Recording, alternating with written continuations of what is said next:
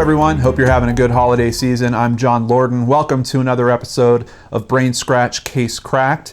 As a matter of fact, this will be the last episode of Case Cracked for the year 2016. Before we get started, I just want to let you know I am taking some time off later this week so I can celebrate the holidays with my family. Basically, you'll get this Case Cracked today, you will get a Searchlight tomorrow, and then Thursday and Friday I am off. Next week, I'm off Monday, Tuesday, Wednesday, coming back Thursday for a special Itchy Mysteries, where I'm going to count down some of my favorite films that I've reviewed over this past year.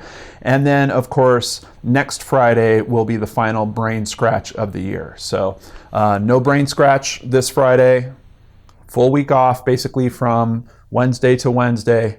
Hope that makes sense. Actually, it's more like Thursday to Thursday according to you guys, but the way I shoot things, it's always a day before, so I know it's all confusing. With all that being said, let's get into this case. I tried to find something that had a little bit of a holiday flair for you guys, and that's why we are sitting here with the story of Santa Crook. All right, let's jump in. 10 a.m. on Tuesday, December 22nd of 2009 at a SunTrust Bank in Nashville, Tennessee. Santa Claus comes in. He's got the full thing. He's got his hat, his beard, the red suit, even his boots, and of course he's carrying a sack.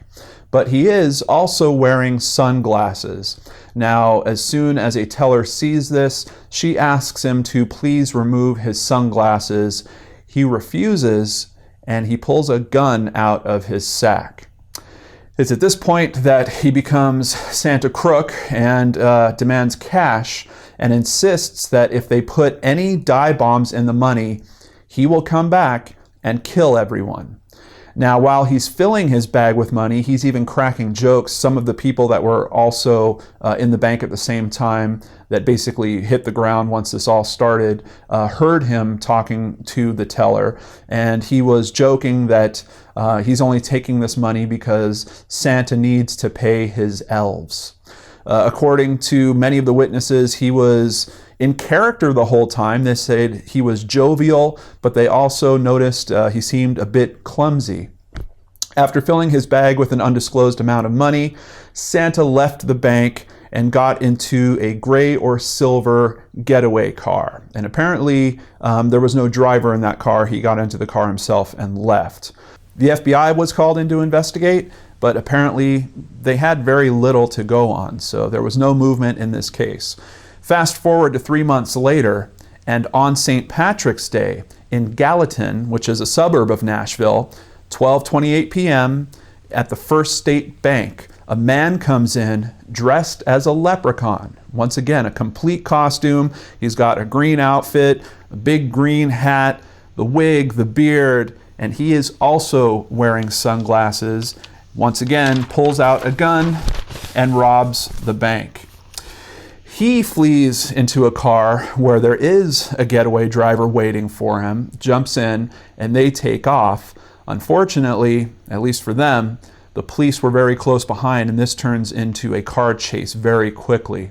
Gunshots from the fleeing car disabled one police car, but several others were there to resume the chase. The two men that were fleeing eventually ditched their car and ran into a bit of an open field. I'm really not sure what they were thinking about this, but the police were hot on their tracks. Ryan Skinner, the getaway driver, was a 20-year-old Western Kentucky University student. David Cotton was the costumed criminal, a 21-year-old student at Columbia State Community College. Apparently these guys had gone to high school together.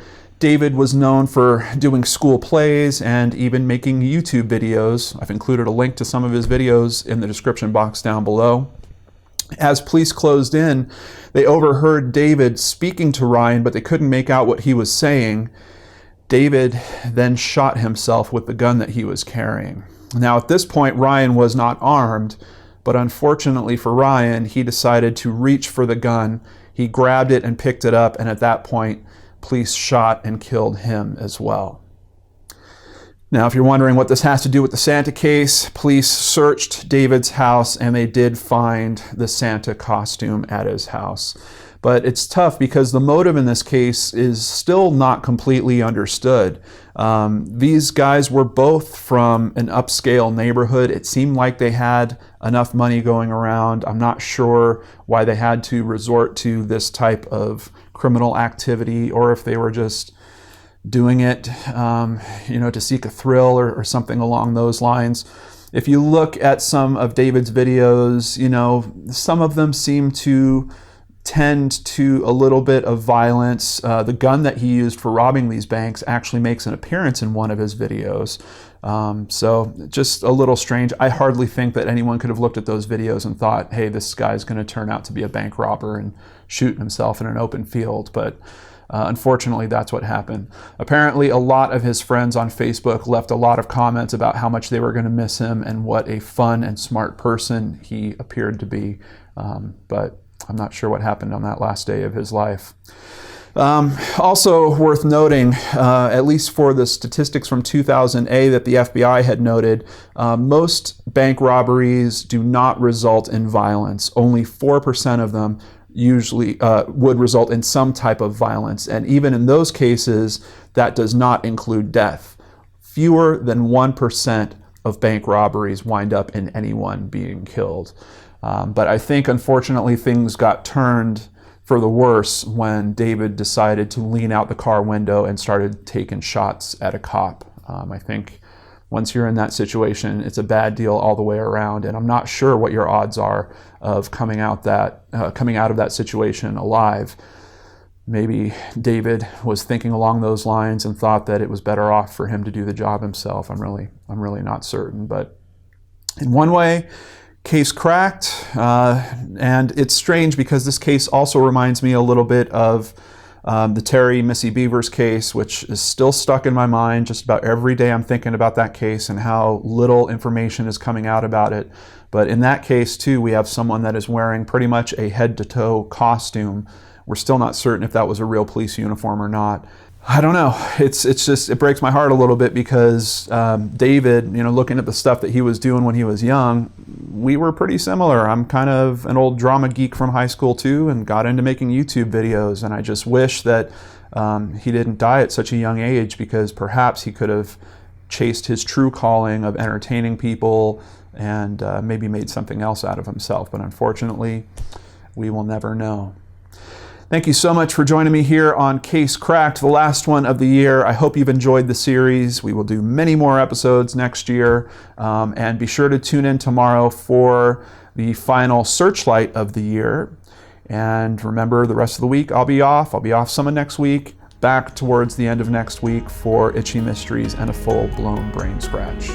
Take care, everyone. I'll see you on the next show on the Lord and Marks channel.